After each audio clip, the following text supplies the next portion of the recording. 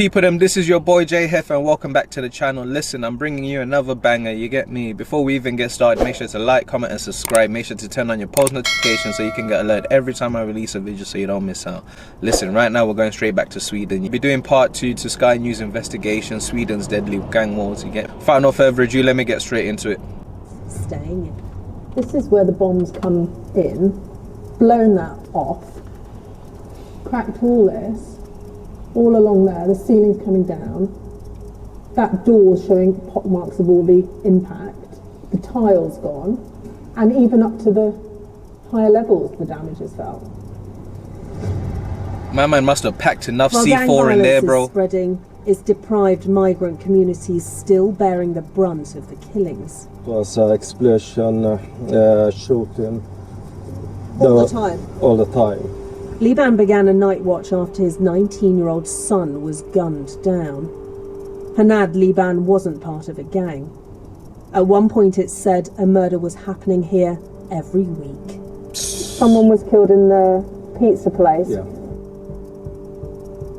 Look at that, man, them just ran up in there, you know, didn't care about no one, bro. At the school. Yes. It's a lot of young men to die here. Yes. Sweden's past pro-immigration stance led to an influx of asylum seekers, but a lack of integration and opportunities left many isolated. And suburbs like this became fertile recruitment grounds for gangs. Now Liban and other parents patrol the streets to stop other kids getting shot. So Liban's just been telling me how brazen some of these gangs are. At one point here, someone was actually shot outside the police station. He said they simply in front of the police station, bro. These men don't care for real, man. Invincible. Many here feel abandoned, terrified by the gangs, but marginalised by the authorities. The government wants tougher punishments, but Liban says it's better opportunities that will keep people out of crime. These 18, 19 and 20-year-olds are easy to recruit, but they don't have jobs, he tells me. They have nothing to do, they sit at home, work is hard to get, but on the other hand, they can make quick cash. Sweden has totally failed with integration. I'm on patrol with Police Superintendent Daniel Larsson in Uppsala, a place on the front line of the fight against gangs.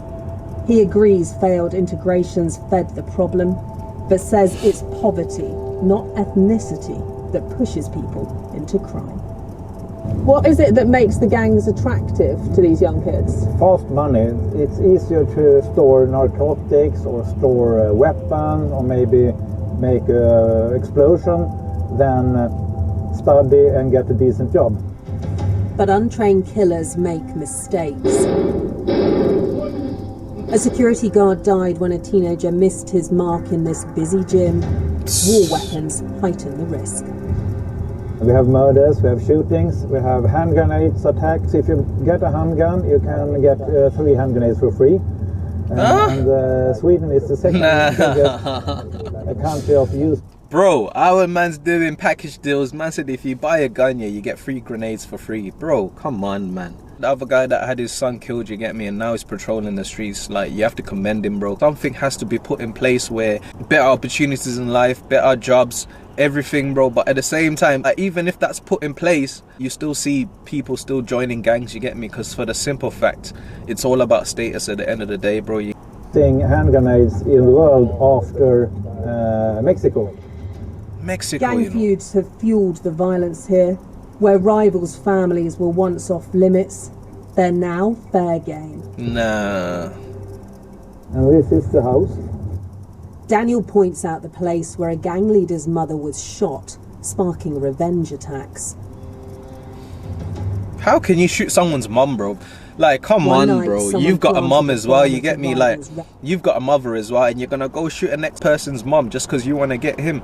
It doesn't make sense, bro. Like, civilians should be off limits. That's the way I look at it anyway, at the end of the day, you get me? Like, civilians off limits, bro. Like, anyone involved, okay, cool, it's fair game, you get me? But fam, you can't be killing people's mums and dads and grandmas and whatnot, bro, because that's when the beef will never stop, bro, you get me? But yeah, straight back into it.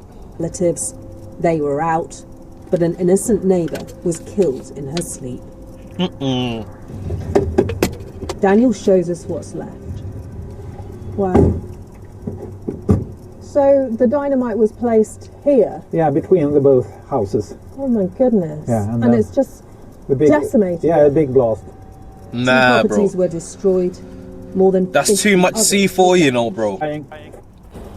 So it was a sort of a war scene actually on this place. Did you ever expect to see that, a war scene in Sweden? No, actually I didn't see Look that at coming. that. Actually, it's too much.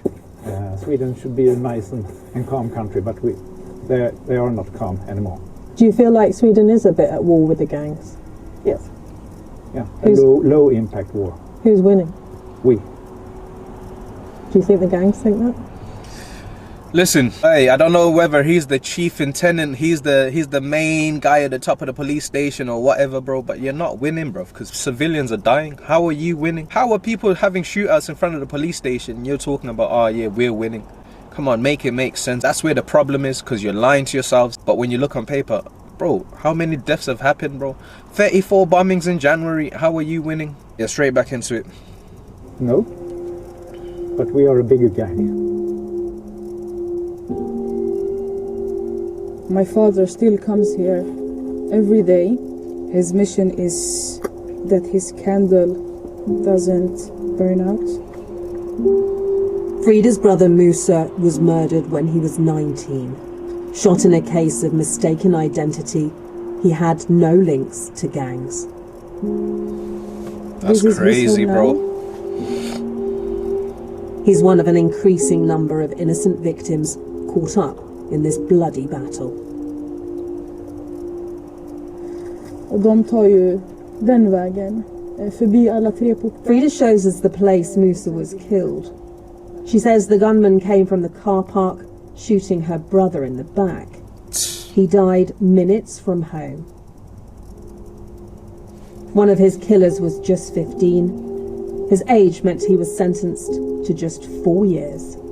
4 years. How can you continue to live with the fact that It's long, bro. you have another person's blood on your hands? You took their life. And you see, to be honest, that's part of the problem as well. How are you sentencing someone to 4 years when they've killed someone? Bro, at least, yeah, they need to be in there for like 15 to 20 years. What's going to end up happening is, like, he's going to come out of prison. And then if he's got cousins that know, okay, my man's the one that done it, fam, they're just going to go and retaliate and kill him. And then it's just a back and forth, you get me? It's never going to end, man. But yeah, straight back into it. You shattered their families.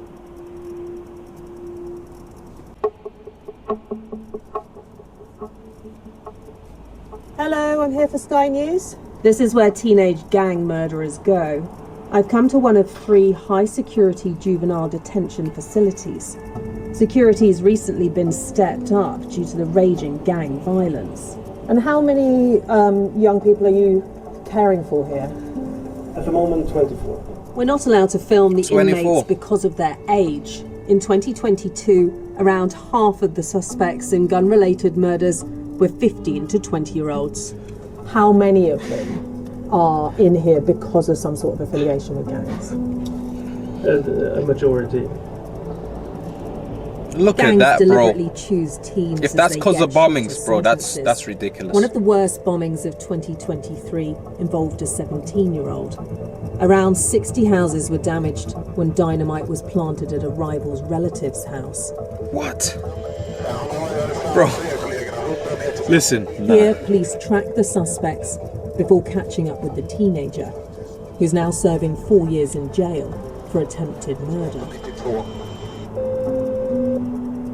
While the government's debating... Listen, obviously, I don't agree with police brutality in it. Fam, if you've just placed a bomb, damaged 60 houses, you see that kick that he got kicked, bro?